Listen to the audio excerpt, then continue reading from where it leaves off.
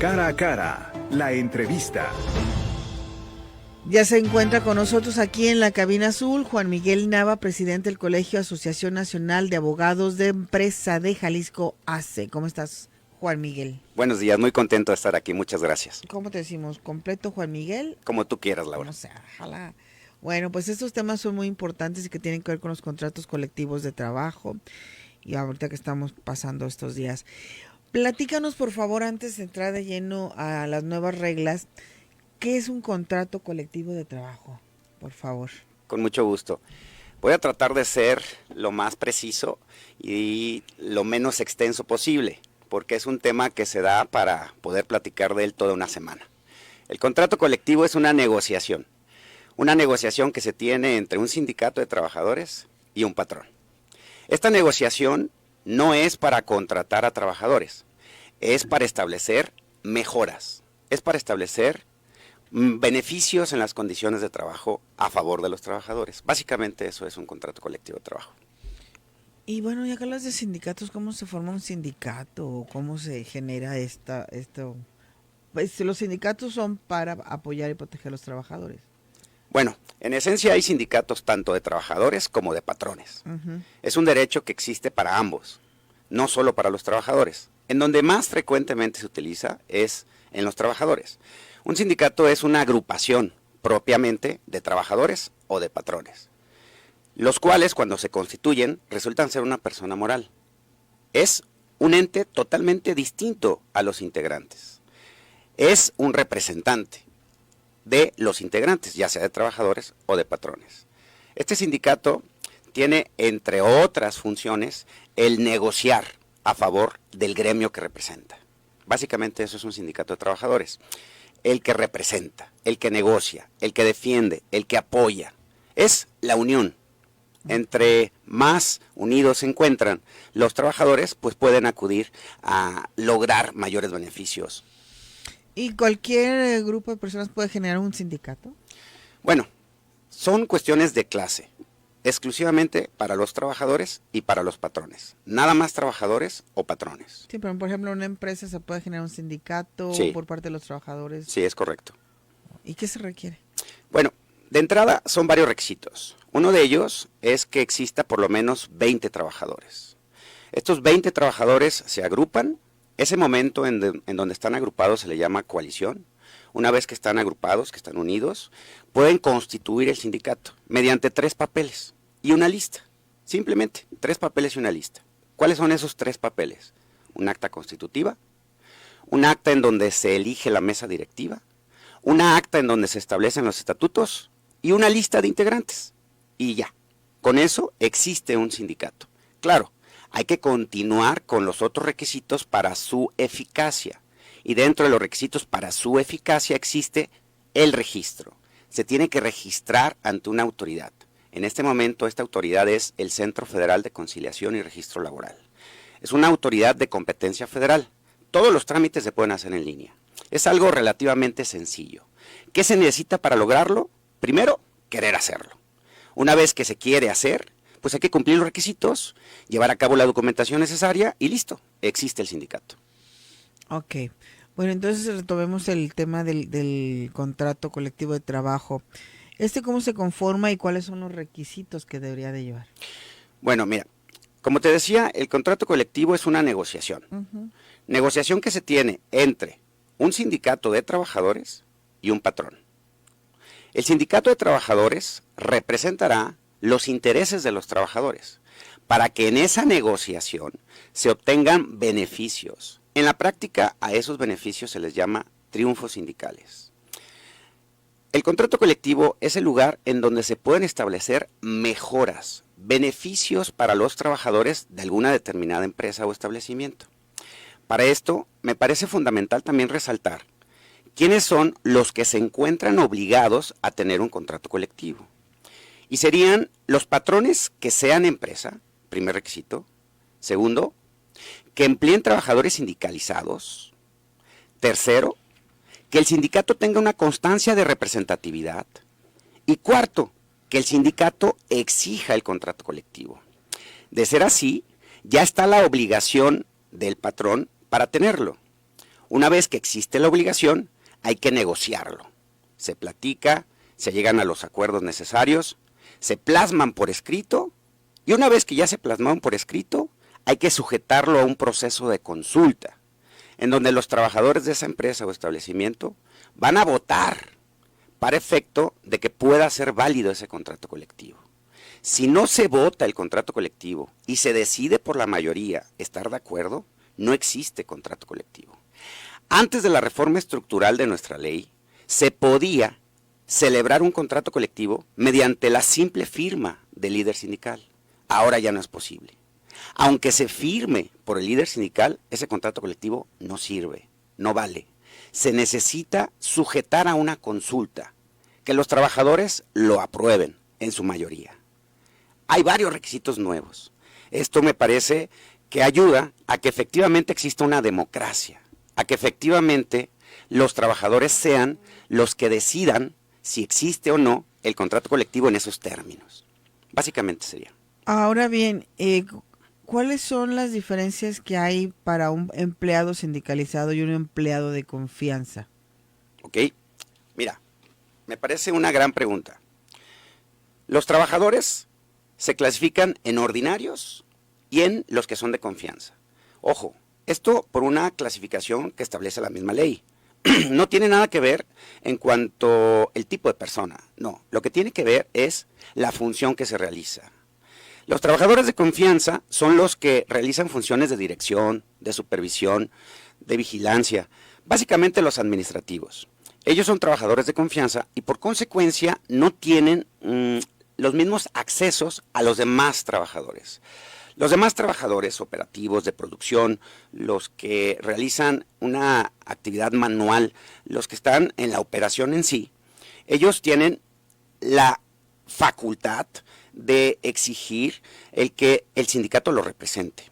Esto no significa que los trabajadores de confianza no tengan derechos sindicales. Sí tienen derechos sindicales, pero no pueden participar en los sindicatos de los otros trabajadores en la misma empresa. Tendrían que agruparse en otro sindicato, no en el de la misma empresa.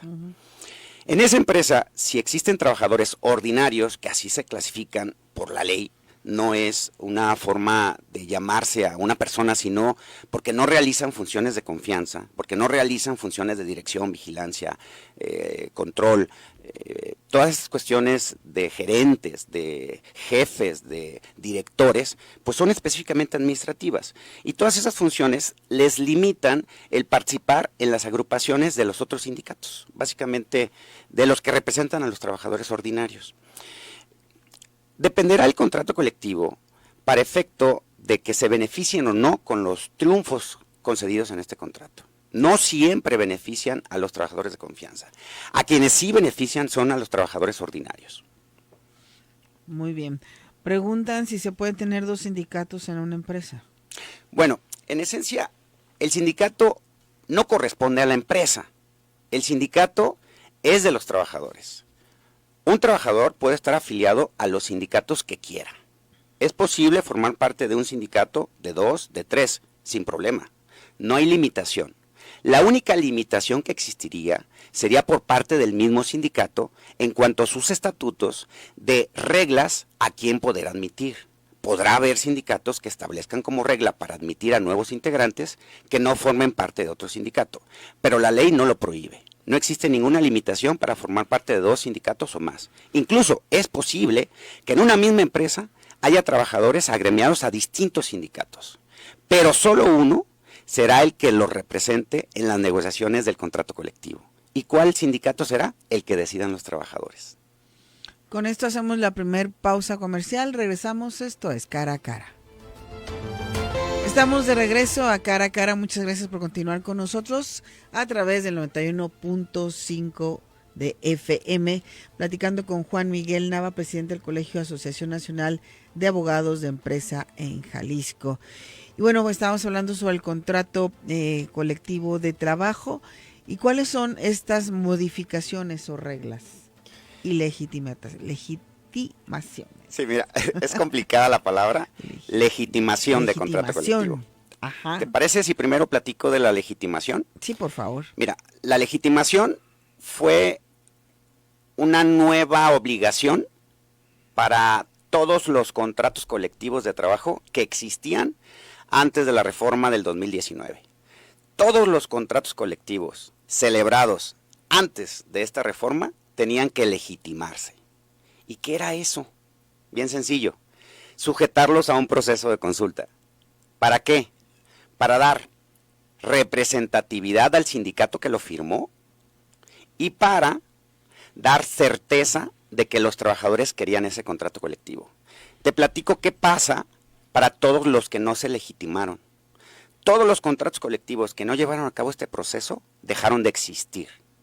Estadísticamente había alrededor de 150,000 registrados antes de la reforma. Menos del 25% se legitimaron. Todos los demás dejaron de existir. Ojo, ya no hay un vínculo con un sindicato en todos los contratos colectivos que no se legitimaron, pero tienen que seguirse respetando en cuanto a los beneficios que hubiera para los trabajadores sindicalizados. La reforma dio un plazo de 4 años para hacerlo. Este plazo ya transcurrió desde el año pasado. Una vez que se venció el plazo, todos los contratos colectivos que no se legitimaron dejan de existir jurídicamente y existe la posibilidad de que en cualquier momento se solicite por un sindicato la celebración de un nuevo contrato colectivo. Eso fue la legitimación. ¿Por qué razón se necesitó la legitimación? Porque antes de la reforma era suficiente el contrato colectivo con que fuera firmado por un líder sindical. Se firmaba por un líder sindical y en automático existía el contrato colectivo. Ahora, a partir de la reforma, eso ya no es suficiente. Pero eso ya es dentro de los cambios de los contratos colectivos. No sé si fui claro con esto de la legitimación. Sí. ¿Sí? Perfecto. Ahora, respuesta 2. ¿Cuáles son los cambios con respecto a los contratos colectivos? Bueno, mira, los más importantes. El primero, que no es suficiente la firma de un líder sindical para que el contrato colectivo valga. No es suficiente. ¿Se necesita un sindicato de trabajadores? Sí, por supuesto, se necesita, es indispensable. No puede haber un contrato colectivo sin un sindicato de trabajadores. El que lo negocia es un sindicato de trabajadores. Lo firma un sindicato de trabajadores. Perfecto. ¿Pero qué se agregó? Que hay que sujetarlo a una votación. ¿Y cómo va a ser esa votación? De manera libre, directa, personal y secreta. ¿Y quiénes van a votar? Los trabajadores. ¿En dónde van a votar? En la misma empresa. ¿Ante la presencia de quién? De autoridades laborales, que van a estar dando fe de que se lleve el proceso de manera adecuada. Va a haber mamparas, va a haber urnas, va a haber boletas para efecto de que se emita el voto. Después de emitirse el voto, se abren las urnas, se hace un conteo de votos y si la mayoría de los trabajadores estuvieron de acuerdo con ese contrato colectivo, entonces ya podrá existir un contrato colectivo. Después de ese proceso de consulta, se tiene que depositar, es decir, registrar ante la autoridad actualmente creada, porque es una autoridad nueva. Esta autoridad no existía, antes de la reforma no existía. ¿Cuál es? El Centro Federal de Conciliación y Registro Laboral. Es una autoridad de competencia federal, pero todos los trámites se hacen en línea. Ya hay tecnología, o se hace ya ese contrato colectivo, una vez que se llevó a cabo el proceso de votación, se registra ante el centro y es válido. Uno de los cambios más importantes, sujetarlo a un proceso de consulta. Otro de los cambios que creo muy valioso es que no cualquier sindicato te puede pedir negociar un contrato colectivo, siendo tú el patrón. ¿Quién te lo puede exigir? Solamente el que tenga una constancia de representatividad. Esta constancia de representatividad antes no existía. Es algo nuevo. Es un documento que se emite a favor de un sindicato siempre y cuando el sindicato de trabajadores demuestre que representa por lo menos al 30% de los trabajadores de una empresa o establecimiento. ¿Cómo lo tiene que demostrar? Afiliados. O sea, cuando los tenga afiliados al sindicato, se acude ante el Centro Federal. El Centro Federal valida que efectivamente estén afiliados este número, este porcentaje necesario, y de ser así, le da un documento. Ese documento se llama constancia de representatividad. Es algo nuevo, no existía. Ese documento hace las veces de un ticket. es como un boleto de acceso. Gracias a ese ticket, el sindicato puede exigirle al patrón negociar. Negociar a favor de los trabajadores. Nada fuera de. Se negocia a favor de los trabajadores. Mejorar las condiciones de trabajo. Es decir, incrementar prestaciones, aumentar beneficios, otorgar mayores permisos, todo lo que sea beneficio. Algo, mucho, no importa. La idea es que tenga una tendencia de mejora, que cada vez que se negocie, se obtenga un beneficio para los trabajadores en esa empresa. Laura, el contrato colectivo solamente aplica en la empresa donde se celebró, no en las demás. Por ende, las negociaciones son acorde a cada empresa, a su giro, a su actividad, a su tamaño, a sus posibilidades. Si una empresa está en crecimiento, está empezando, pues no podemos pedirle beneficios muy grandes. En cambio, una empresa ya establecida, una empresa que puede reconocer el esfuerzo de su gente, de sus colaboradores, pues podrá hacer que las condiciones le permitan negociar. Porque lo que se negocia en beneficio de los trabajadores, pues es automáticamente deducible, es una cuestión de beneficio y además es un estímulo para también los trabajadores, para que se den cuenta que son valiosos, porque realmente lo son. En este caso, ahorita con lo que estabas hablando sobre la constancia de representatividad, ¿tiene una vigencia? Sí, efectivamente, sí, qué buena pregunta. ¿Eres abogada, Laura? No. Laura, muy bien. Mira, esa vigencia son 6 meses a partir de que se emite. Solamente durante esos 6 meses puede exigirse la celebración del contrato colectivo en la empresa en donde el sindicato demuestra tener la constancia y representatividad. Se supone que en esos 6 meses se harán las negociaciones correspondientes para que exista un contrato colectivo. Recordemos, no puede haber contrato colectivo si no se aprueba por la mayoría de los trabajadores de esa empresa. Algo también muy importante. Ese contrato colectivo, cuando se celebra, no va a permanecer intacto durante toda la vida. Se supone que va a estar constantemente revisándose cada 2 años. Cada 2 años hay una revisión total del contrato colectivo, es decir, una nueva negociación. Y en esa nueva negociación, nuevamente se tendrá que sujetar a un proceso de consulta. En la celebración del contrato colectivo, cuando se celebra por primera vez, se tiene que sujetar a consulta. Y en cada revisión de 2 años, nuevamente se va a sujetar a consulta para que sea válido ese contrato colectivo. Muy bien. Hacemos una pausa, regresamos. Esto es Cara a Cara. Estamos de regreso Cara a Cara platicando con Juan Miguel Nava, presidente del Colegio Asociación Nacional de Abogados de Empresa Jalisco AC. Nos están llegando algunas preguntas. Dice, ¿qué tanto beneficio existe que un trabajador esté dentro de un sindicato? Muy bien, agradezco mucho la pregunta. A mí me parece que es un derecho, el cual, a su vez, genera una libertad. ¿A qué me refiero con esto? Que nuestra Constitución otorga la oportunidad para agruparse a quienes quieran hacerlo. No te obliga. Si decides hacerlo, creo que te va a fortalecer, porque la unión hace la fuerza. No me parece que es algo inadecuado, pero siempre y cuando esta agrupación realmente represente los intereses de los trabajadores o de los patrones, y no otros. De ser así, creo que fortalece porque tiene un mismo objetivo, que es conseguir beneficios para la clase que representa, ya sea de colaboradores o de patrones.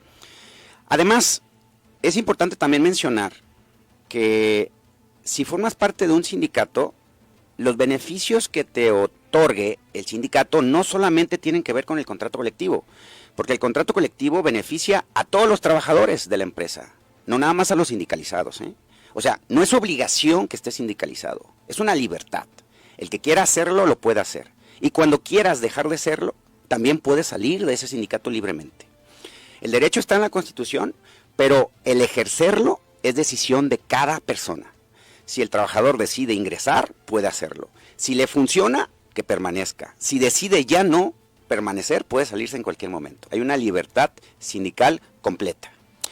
¿Qué beneficios recibe al formar parte de un sindicato? Pues que hay alguien que lo representa, hay alguien que está pensando en él y hay alguien que está negociando las cuestiones de beneficio para esos trabajadores en la empresa que resulte. Ahora bien, ¿hay algunas causas que puedan romper estos contratos o acabar con estos contratos? Sí, claro. Un contrato colectivo puede terminar por distintas razones. Una de ellas por mutuo consentimiento. Es decir, si quienes lo celebran deciden concluirlo, lo pueden hacer. Pero también se necesita proceso de consulta. Otra razón, hay contratos colectivos por obra determinada. Imagínate cuando construyen una autopista. Solamente existirá el contrato colectivo por la duración de la construcción de la autopista. Cuando termina la construcción, pues en automático el contrato colectivo también termina. Otra de las razones por las cuales puede terminar un contrato colectivo es ante el cierre de la empresa. Si la empresa cierra, pues ya no tiene razón de ser el contrato colectivo. Y normalmente, cuando se hace una legitimación, ese contrato colectivo continúa. Pero si no hay legitimación, ¿qué le pasó a todos los contratos colectivos? Terminaron. Es otra causa de terminación. Los que existían antes de la reforma y no se legitimaron, también concluyeron. Una vez que ya no existe el contrato colectivo, pero la empresa sigue existiendo, pues podrá ser que en cualquier momento se pida una negociación. ¿Por qué? Es una obligación latente. Pero dependerá de que se pida. Mientras no se pida, pues no hay una obligación del patrón de celebrarlo, porque el patrón no puede celebrarlo solo. Es necesario que alguien se lo pida. Al pedírselo, se hacen las negociaciones, obviamente acorde a las capacidades de la organización, algo que sea posible. Una vez que se logran las negociaciones, se pone a consideración de los trabajadores en el proceso de consulta, se vota y listo, existe contrato colectivo. Cuando la empresa permanece en actividades, su obligación de reunirse los requisitos existe. ¿Puede una persona estar dentro de un sindicato y también ser empleado de confianza? ¿Puede una persona, o sea, Que esté, si te refieres a que un trabajador, por si ejemplo, es de confianza, pueda formar parte de un sindicato? Ajá. Sí puede hacerlo porque existe libertad sindical. O sea, sí puede formar parte de un sindicato de trabajadores de confianza, pero que ese sindicato no sea el mismo que existe en la empresa, porque el sindicato que existe en la empresa es para los demás trabajadores. ¿Me explico? Uh-huh. Si eres trabajador, tienes el derecho sindical. Puedes formar parte del sindicato acorde a tu puesto. Si eres un trabajador de confianza, puedes formar parte de un sindicato de trabajadores de confianza, por supuesto, o de un sindicato que no forme parte de la empresa en donde tú te desempeñas.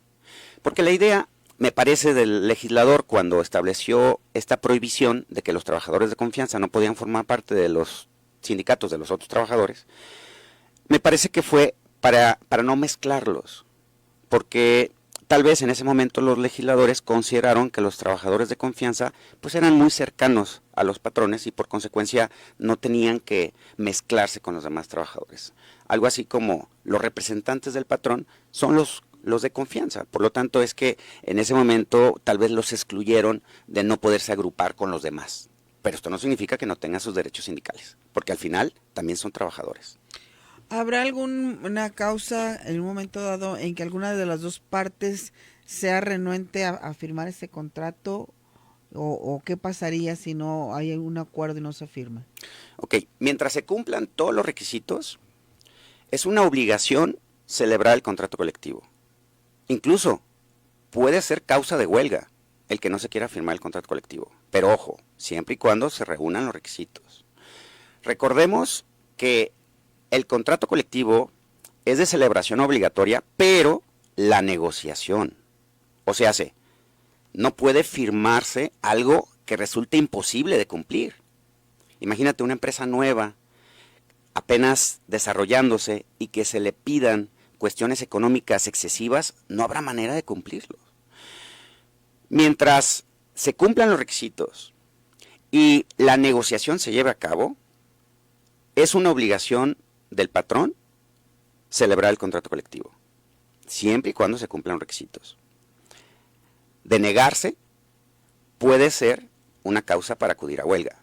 Entonces, hay que analizar el caso concreto para poderte decir exactamente qué sucedería. En términos generales, recordemos que el contrato colectivo es una negociación y lo único que es obligatorio es negociar. No significa aceptar, es distinto. O sea, hay que negociar acorde a las circunstancias. No es lo mismo una microempresa a una gran empresa. No podemos negociar igual. Tienen que ser acorde a las circunstancias de cada organización. Pues sí, definitivamente las formas de negociar de empresas grandes o pequeñas empresas es diferente y más como lo que comentas, ¿no? El tiempo que se tenga con esta misma empresa, una empresa que apenas tiene un año, que apenas Claro. va empezando y que todas las ganancias todavía no se están viendo, no puede negociar igual Claro. que una empresa ya constituida por muchos años. Exacto. Es un trabajo en equipo. A mí me parece que la gran ventaja de esta reforma fue que se le da un poder importante al patrón con los colaboradores, porque son los que resultan ser el equipo.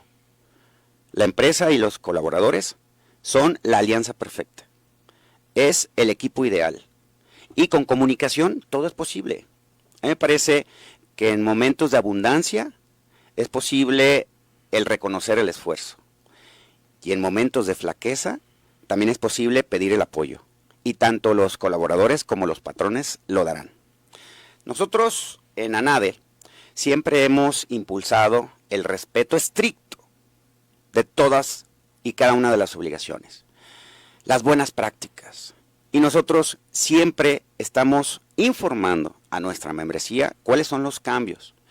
No nada más cuando ya existen, sino cuando se avecinan, para efecto de que se esté preparando para cumplir cabalmente con cada una de las obligaciones.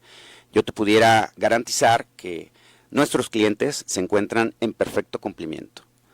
¿Por qué? Porque nuestra membresía, nuestros abogados que integran ANADE, al ser un colegio de abogados de especialidad, es decir, que atendemos empresas, pues siempre estamos muy preocupados para informar a cada uno de nuestros clientes, a cada una de las empresas que formamos parte o que asesoramos, de cuáles son las nuevas reglas y hacer lo propio para que se cumpla cabalmente. Muy bien, ¿dónde te pueden contactar las personas que están interesadas en alguna consulta, en alguna... Nuestras redes sociales están disponibles, ANADE Jalisco, por favor, lo que se necesite, totalmente disponibles. Así directo, en redes sociales. Sí, ahí nos hacen saber que necesitan algún tipo de ¿Asesoría? información o algún tipo de consulta y ya nuestro personal administrativo se encargará de canalizar para que se le dé la respuesta. ¿Algo más que quieras agregar ya para finalizar? Por supuesto, quisiera primeramente agradecer esta invitación, así como a todas las personas que estuvieron escuchándonos. Quiero extender mi felicitación por tu trabajo y por el trabajo de la radio. Estoy muy contento de estar aquí. Muchísimas gracias por la oportunidad y espero que próximamente nos sigas invitando. Claro que sí. ¿Sí? Muchas Claro gracias. que sí. Muchísimas gracias a Juan Miguel Nava, presidente del Colegio Asociación Nacional de Abogados de Empresas de Jalisco AC. Vamos a la pausa, regresamos.